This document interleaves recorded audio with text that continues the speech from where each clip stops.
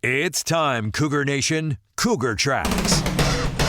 The best season analysis with BYU insider Mitch Harper on KSL News Radio and on video every day on the YouTube page for KSL Sports.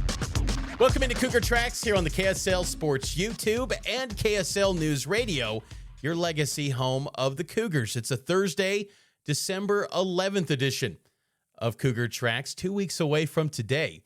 It's Christmas Day, so hopefully all your Christmas shopping is done. I'm almost done. I think I've got about 2 more gifts to take care of. My wife has said, hey, no gifts this year between us. I'm not following that trap. No way, no how. If she's watching this, spoiler, there will be something under the tree for you. And Cougar fans were gifted a great gift from Kalani Sitake last week with the contract extension.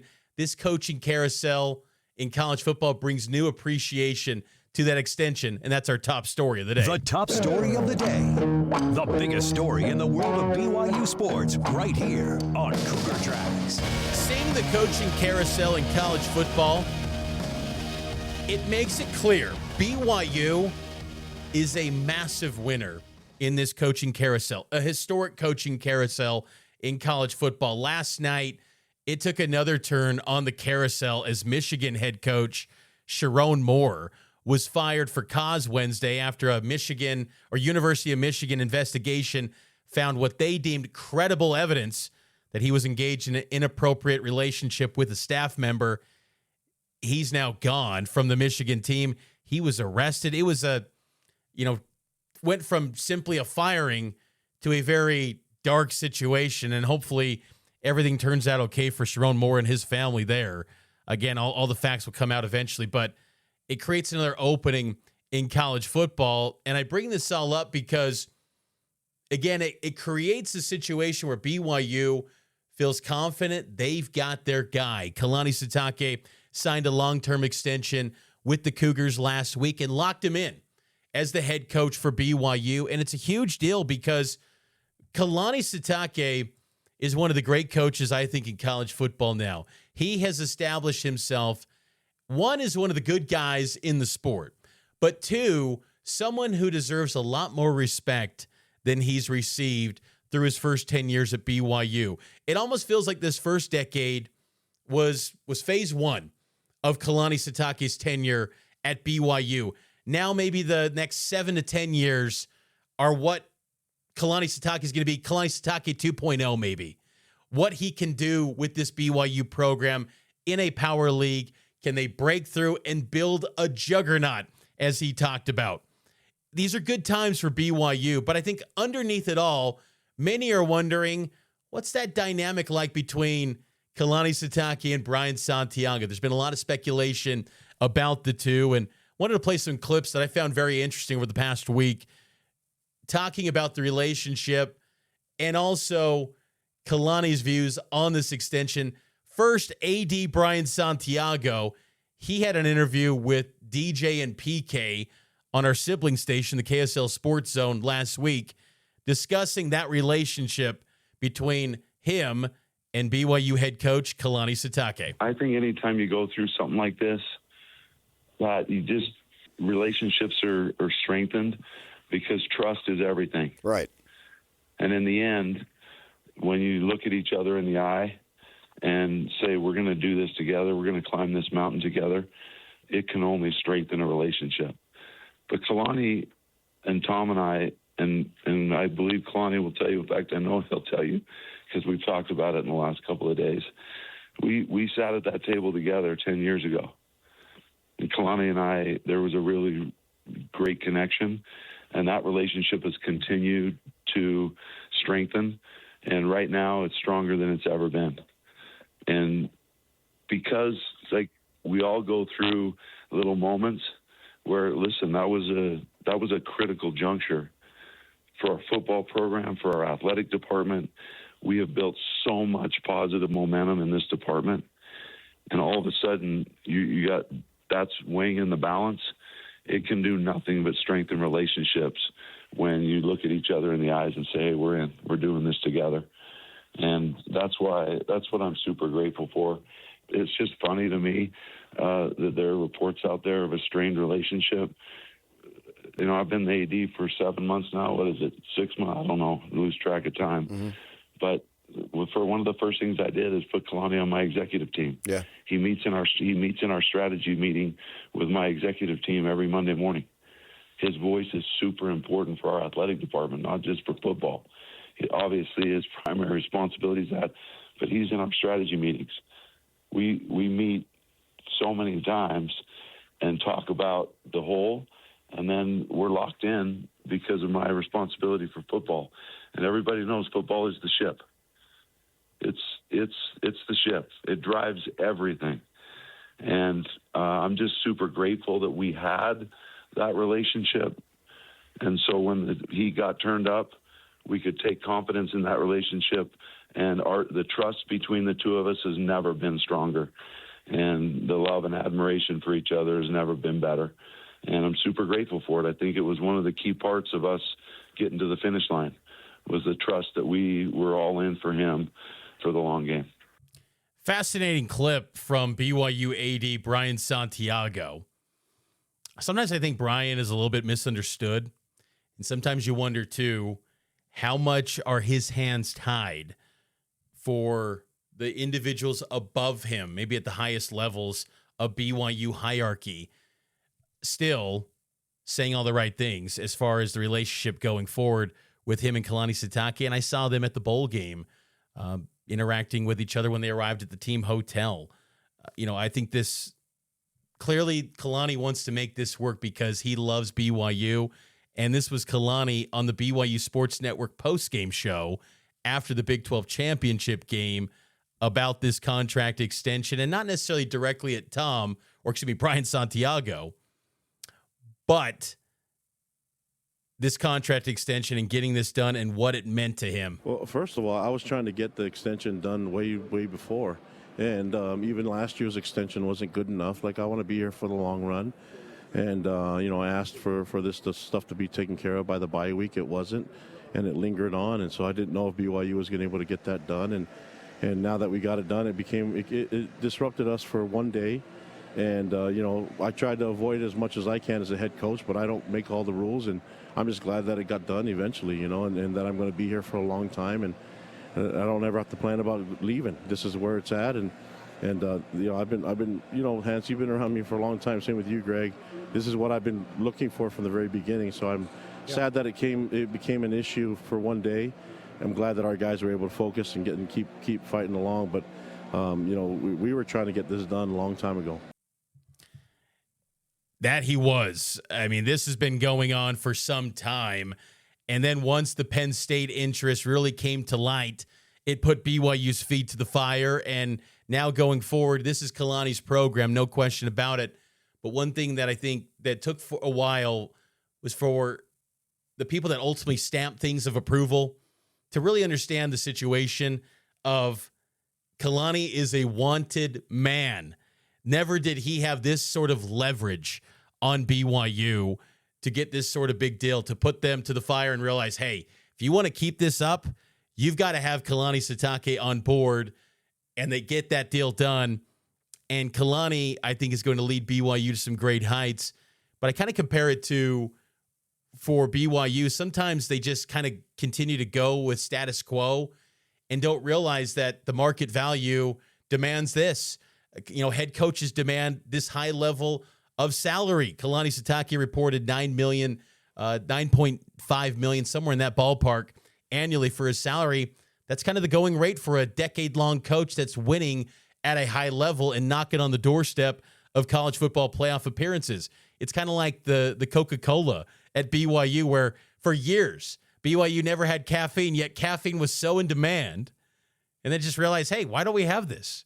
Hey, why don't we pay Kalani Sitake market value? Why are we doing this? Let's get it done. And then people make it happen, and it gets done. I think BYU is in a great spot, though. I'll be curious to see what the ripple effects are of the Michigan job, because that could create quite a domino effect. And maybe down the road, there could be some coordinators that look at some jobs. But right now, BYU's coaching staff is in a great place, and BYU is a massive winner of this coaching carousel. But to have Kalani Sitake locked in, and I believe him when he says He's here for the long haul.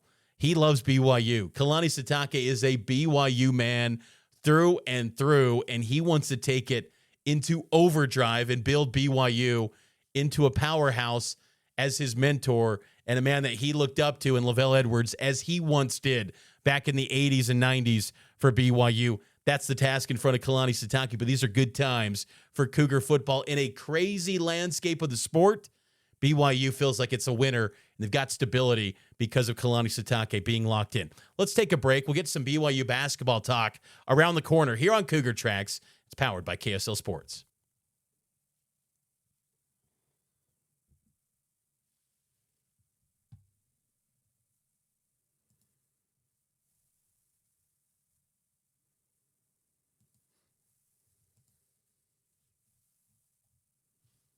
Welcome back into Cougar Tracks here on the KSL Sports YouTube page. Every day, Cougar Tracks is daily, talking BYU sports. And some breaking news that just took place earlier today in the world of BYU sports. Not one of the main revenue-driving sports, but one of the Olympic sports. Women's volleyball head coach Heather Olmstead announces that she is stepping away as the head coach. She's leaving her post as the head coach to pursue new career opportunities. BYU framed it like this. BYU women's volleyball head coach Heather Olmstead announced Thursday that she will be transitioning out of her role as head coach of the BYU women's volleyball team to pursue new professional avenues.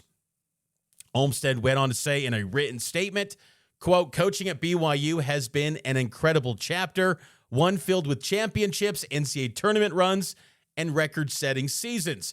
But the true highlight has always been the people. I'm grateful for every athlete who let me be part of her journey and for the chance to help shape strong leaders, teammates, and women who go on to make a difference long after their playing days. As I move into this next chapter, I do so with deep gratitude for the BYU community, for the players who trusted me with their development, and for the staff who stood beside me through every challenge. I wish this program continued success, and I'm excited for what's next." End quote. Very interesting with Heather Olmstead. And keep in mind, too, this announcement comes on the heels of two prominent players entering and declaring for the transfer portal. Sully Davis, the Big 12 Freshman of the Year, she announced that she was entering the portal. And then Alex Bauer, remember her father was Danny Bauer back in the day, a BYU basketball player. The Bauers are synonymous with BYU. Alex Bauer, first-team All-Big 12 performer, she announced she was going into the portal too. So prominent players were exiting stage right to get out. Even Sully Davis went to Instagram stories yesterday on her personal Instagram page and said, "I know talk is happening and I don't want people to take it out on the ones I love. I love Coach Heather and the staff. I love my teammates and everyone who has helped me at BYU. I couldn't be more grateful for them all. I'm not transferring for those reasons. Keep your mouth quiet if you're going to talk bad and don't really know me or the reasons." Interesting situation with BYU women's volleyball. And I'll tell you, on the court, too, it's been a program I think's regressed. 10 years ago, I think it was one of the powerhouse programs in women's volleyball, knocking on the doorstep of national titles and things of that nature. But since going to the Big 12, I think this program's been pretty mediocre, considering I think BYU women's volleyball should be one of the powerhouses in the sport. Now, what are the finances? What's the NIL war chest for women's volleyball? That's up in the air. But, 3 straight NCAA tournament bids since being in the Big 12 haven't got past the second round. So I just think it's kind of a average program right now. 10-8 in the Big 12 this year. They exited in the first round with a home match against Cal Poly. Look, Cougar fans listening to this, you'll take football success and men's basketball success any day of the week, probably, over women's volleyball. But I think BYU wants to be great in everything. They want to be great in all these sports. And when there's slip up and then you got players exiting, the Olmstead family's been synonymous with BYU volleyball, both men's and women's, for a decade plus. It's a BYU family. So I remember there was a couple years ago, I think it was like 6 years ago, maybe before COVID, there was a reporter tossing out the idea of Can BYU afford to keep Heather Olmstead? Will they lose her? Now she's exiting. So interesting stuff there in the Olympic sports space. BYU football continues preparations for the Georgia Tech Yellow Jackets. Going to head down to practice today. BYU football will have some practice availability as they resume practices in preparation for Georgia Tech in the Pop-Tarts Bowl. And continuing with my breakdown of freshman players in the program, kind of taking an assessment of the freshman personnel, the next wave of big-time players at BYU. Went over the offense, and it was primarily highlighted by Bear Bachmeier. We now turn to the defensive side. I will say there are a lot of players defensively to get excited about in this freshman class. You look at the true freshman, Cannon DeVries. I think he's going to be a special player for BYU. Cornerback, safety, wherever he ends up. Return guy, he can do a lot of different things. Cannon DeVries, going to be a good one for BYU. You saw that in the Portland State game on the return game. Look, the Colorado game, he stepped in relief. There were some players banged up, and he gave up a touchdown, I believe, in that Colorado game. Learning opportunity, though. Valuable snaps. BYU still came out on top in that game. I'm very bullish on the potential of Cannon DeVries, an excellent athlete. He's going to be a really good player for BYU. Hunter Clegg, another standout defensive end, played a ton this season. I look for him to take off like a rocket ship next year. You think about a full offseason. You know, he's been fully removed for a year almost now from the mission. This was his first year back after a mission. Kind of defied the odds when you think about it. We don't see many RMs, even guys that return in December, line it up in the trenches at the end and play the volume of snaps that he did. Hunter Clegg is going to be a good one. I mean, former 4-star player, was a top priority for Jay Hill when he arrived on campus as a DC. Kelly Papinga as well. They get him after he returns home from a mission. He's going to be an excellent player for BYU. Tyler Payne, he redshirted, linebacker, Weber High School. Really excited about his potential as well. I think he'll be a good player, but didn't really come close to having an impact this past season for BYU. Vincent Tautua, he suffered an injury in fall camp, was out for the season. Kind of an incomplete grade on him, but he was a 3-star prospect coming out of Hawaii in the last recruiting cycle. Pearson Watson out of Flagstaff, Arizona. I'm bullish on Pearson. I think Pearson is going to be a athletic, playmaking, Isaiah Glasker type of player. You know, he could be that rover. He could be the Mac. He could play a lot of different spots at linebacker for BYU. He's going to be excellent. I think his athleticism, his size, first year back, keep an eye out for Pearson Watson. He's going to be an excellent player, I believe, for BYU. Cepha Brown, redshirted this year, worked his way back from the mission. I think he's going to be another good one. I'm curious to see when he starts to really make an impact on the 2 deep. Maybe that could be next year. But physically, I think one of the more impressive young prospects at defensive end that BYU has currently, his size, his build, just good measurables to work with. The frame is there. I think Cepha Brown will be one to watch. He's going to be a player that I'm going to be keeping an eye out for in spring ball to see if he takes a big jump. You know, right now I wouldn't forecast him to be a 2-deep guy in 2026, but I think he will be a player for BYU for sure in the years to come. Jordan Chris from Arlington, Texas, he was back at his hometown last week, saw all of his family at the team hotel waiting for him in his hometown. They said they're loving it at BYU for Jordan, and I'm excited for Jordan Chris, his potential.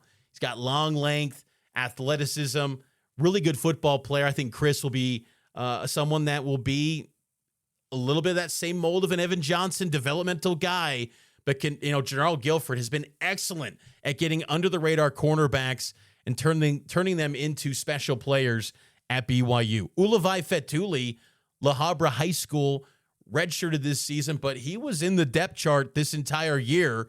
So naturally, the expectation will be competing for a lot more playing time next year. We'll see what happens with Keanu Tanavasa, but Ulavai Fetuli, one to watch next year in 2026. And under the radar guy that I'm really intrigued to see how his career plays out, Maverick McManus out of Westlake High School, defensive tackle, kind of in the same mold of a Blake Mengelson, John Nelson.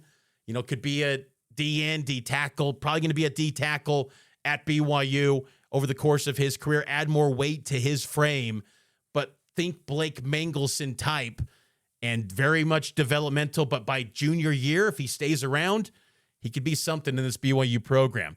Nusi Taumoepeau, he's going to be awesome. Sam linebacker, D end. You can utilize him in so many different ways in this BYU defense.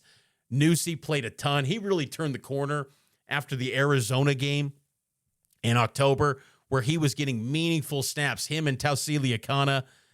Nusi is going to be a special pass rusher, physical athlete too. He is a dog in the trenches. I think Nusi could be a really good player. Kendall Wall, if you go back to signing day recap last year, I was talking about him being one to watch as a freshman. He was someone I was really high on. Didn't really start to see game snaps until late in the season, but you go back and watch the Big 12 championship, Kendall Wall was someone that is getting meaningful snaps. He's got to add a lot more weight to become a defensive tackle, in my opinion. Still kind of about 250 pounds in that territory right now. Curious to see what jump he takes, if he's going to truly be at that D tackle spot or if he stays at D end. That's where he played at Mountain Ridge High School. Kendall Wall is going to be good. Again, this young personnel in the defense, they've been good defenses this year and last season. Jay Hill, I think, looks at this and says, this is going to get better. This is going to continue to level up with some of these young guys that maybe the mainstream, casual fans don't know yet. But the people that are following it closely, that are the diehards, these are players that are going to make a name for themselves very soon for BYU. Kalepi Latu-Finau, saw him get a lot of run with the second team defensive line in fall camp. I think he'll be one to watch in the future. A little more developmental, but again, I think he'll be a one to keep an eye out for. And then the redshirt freshman, Orion Maile-Kafusi, Peyton Van Steenkitste, Kinilau Fonahema, Jaron Kalama, Matthias Leach, Naki Tuakoi. Kinilau Fonahema, I think he's the one that I think in terms of ceiling, probably the highest out of that group. You're seeing some of that show up in the Big 12 championship game. He was getting some snaps. Kinilau, expecting a big jump from him in his third year with the program next season. Matthias Leach, too. I think he'll be maybe that third safety, potentially fourth safety on the low end next year, because you got Falatau, you've got Raider Mooney, you got Tommy Parasis. I think Leach is probably that fourth guy potentially. So great options for BYU. Haven't heard much buzz on Naki Tuakoi this year. I was hoping to see maybe a little more buzz building on him. Haven't honestly heard that much on Naki Tuakoi this season. So maybe he'll be one to keep an eye on. But talented guy out of the Bay Area, just hasn't really materialized much in his 2 years with BYU since he joined the program last season. That's going to do it, though, for the freshman breakdown for BYU football on the defensive side in 2025. We'll talk BYU hoops next here on Cougar Tracks, and it's powered by KSL Sports.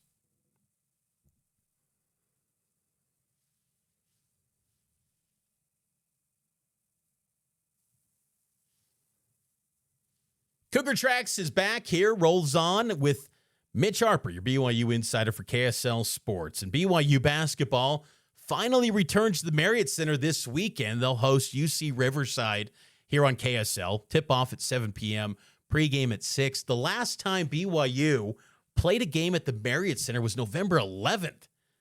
That was just a few days after BYU football played Texas Tech the first time around in Lubbock.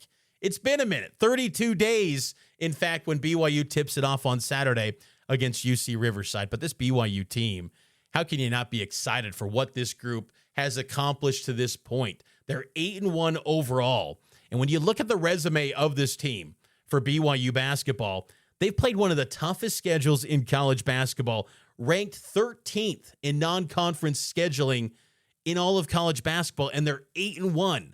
One of the toughest schedules in the country, and they've got that great of a schedule. That's impressive. It's the toughest non-conference schedule for BYU since 2019. That was Mark Pope's first year. So they have battle tested themselves, and I think they're going to be better off in the long run, because what's crazy is despite the tough non-conference schedule, the Big 12 schedule is going to be tougher.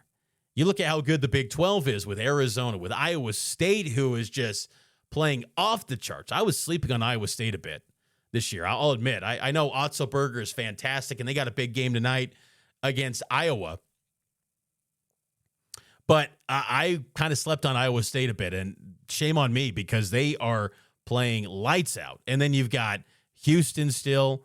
BYU might be the fourth best team going into Big 12 play. They could still win it, but that just speaks to how good the Big 12 is. You look at BYU's resume, though. 7 of BYU's 9 games so far have been against top 100 teams in the net rankings. They're 3-1 against Quad 1, 3-0 against Quad 2. That's beautiful. That's fantastic. And your one loss is to UConn, who's one of the best teams in the country, and you only lost by 2.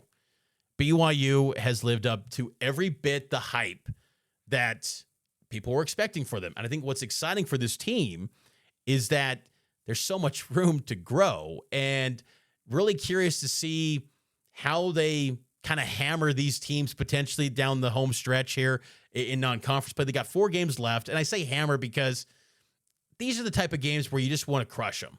You want to hammer these teams, do not get first half deficits as they did against Delaware in their last home game. Take care of business, play the metrics game, and maybe develop out that bench. Get some run to this second unit, the Tyler Morusses of the world, who have started out really slow. Get them rolling heading into Big 12 play, because right now it's the big 3, a little bit of Moo, and then Keita is just a monster everywhere defensively and all around the hoop. It's just really kind of a 5-man team, and that's okay. They've got probably the best starting 5 in college basketball. They really might have that, which is remarkable to say. But you still need that second unit, just in case. So that's going to be the challenge, I think, in front of Kevin Young over these next 4 home games, is to really kind of lock that in, get that in a great place for this team as they get ready for what should be just an outstanding season for BYU. I mean, this team is so good. And you look at their resume, too, offensively and defensively. Number 8 in adjusted efficiency on the offensive end, 16th defensively. Those are great numbers to have. That's kind of the profile of what you've seen from past Big 12 national champions. You know, Kansas in 2022, Baylor in 2021. They were, both of those teams, in the top 20 in both offense and defense adjusted efficiency metrics. So BYU's got the look, potentially, of a national title contender team. And I know it's crazy to say that. It really is when we're talking BYU in December and talking national championship profile. But with AJ stardom taking off and looking every bit the part of a number 1 overall draft pick in that win over Clemson, where he had his, I believe, his breakout game at the college level, sky's the limit for this team. And look, the shots still haven't been falling at a high clip. I know this team can knock down threes at a high clip. So again, they're winning games, but I think what's so promising is that the defensive end is farther ahead than I would thought they would have been at this point of the season. So that's exciting. The offense will come. I think there'll be more consistency going forward, but they can win games on the defensive end. And when Richie's hitting his shots, it's game over. And there's been games where he has. Go back to Orlando. He drops 29 on Dayton, and they needed all 29 from Richie. When you've got 3 guys that on any given night can drop a 30-piece, you're in a great spot. And it's a different makeup than last year's team. Last year's team had to go 10, 11 deep. They needed those 10 and 11 every single night. This year, you might not need that. You might only need 6, 7. But I do believe, though, you need to identify some consistency on that bench, because losing Dawson Baker was massive. And watching Dawson Baker's Instagram stories has been just gut-wrenching, because I feel for the guy. He's gone through so much, and to see this season taken away, just bummer. It's a bummer. But I think BYU basketball, though, is going to bring a smile to a lot of people's faces, because they are rolling right now. Again, they'll play UC Riverside on Saturday, tip-off at 7 here on KSL. That's going to do it for this edition of Cougar Tracks. I hope all of you enjoyed it. Make sure to subscribe to the show wherever you get your podcasts, and I'll talk to you tomorrow here on Cougar Tracks, and it's powered by KSL Sports.